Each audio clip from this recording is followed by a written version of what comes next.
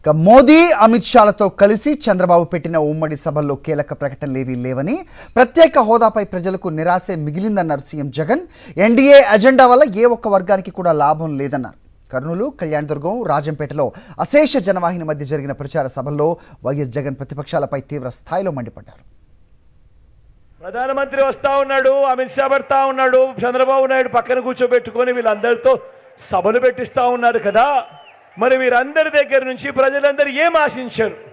ప్రజలందరూ కూడా 10 ఏళ్ల క్రితమే మనకు రావాల్సిన ప్రత్యేక హోదా కనీసం ఇప్పటికైనా వీళ్ళు ఇస్తారేమో, ఈ మాట వాళ్ళ నోట్లో నుంచి వస్తుందేమో అని ప్రజలందరూ ఎంతో ఆశగా ఎదురు చూశారు. కానీ ఈ ప్రకటన చేస్తారేమో అని చెప్పి ఎదురు చూసిన ప్రజలు నిరాశ మిగిలింది. ప్రజలకు, రాష్ట్ర ప్రజలకు కావాల్సిన ఒక్క మాట కూడా మాట్లాడకుండా చంద్రబాబు నాయుడికి ఏం కావాలి, దత్తపుత్రుడికి ఏం కావాలి,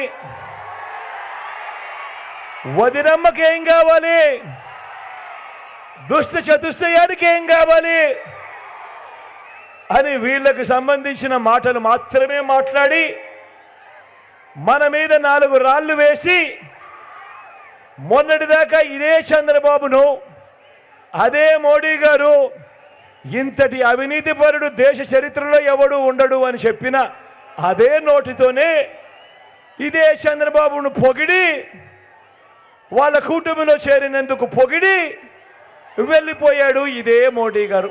పేద పిల్లలకు గవర్నమెంట్ బడులలో ఇంగ్లీష్ మీడియం చెప్పిస్తా ఉంటే ఈ పెత్తందారుల కూటమి వ్యతిరేకిస్తా ఉన్న పెత్తందారుల కూటమి మీద నేను అడుగుతా ఉన్నా.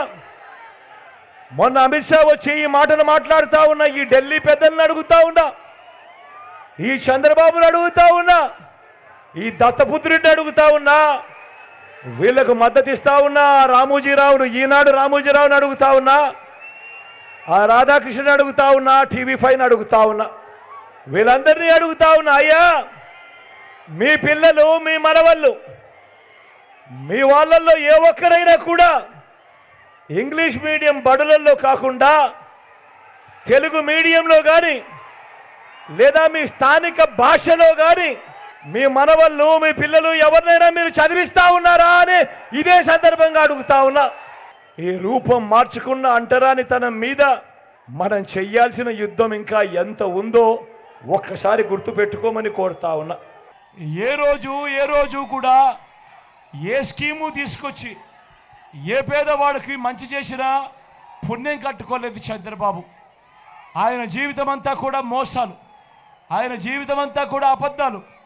ఆయన అధికారం ఆయనకు వచ్చిన ప్రతిసారి కూడా పేదవాడు బాగుపడింది లేదు.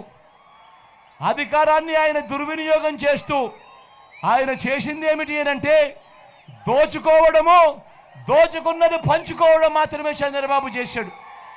కాబట్టి చంద్రబాబు నాయుడు దగ్గర డబ్బులు దండిగా ఉన్నాయి.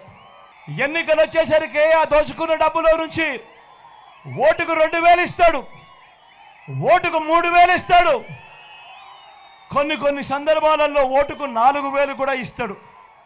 నేను మిమ్మల్ని అందరినీ కూడా ఒకటే అడుగుతా ఉన్నా, చంద్రబాబు ఆ డబ్బులు మీకు ఇస్తే ఏ ఒక్కరు డబ్బులు వద్దు అని చెప్పొద్దండి. ఎందుకంటే ఆ డబ్బంతా మందే. ఎవరు ఉంటే మీకు ఇంటికి మంచి జరిగింది, మీకు మంచి జరిగింది.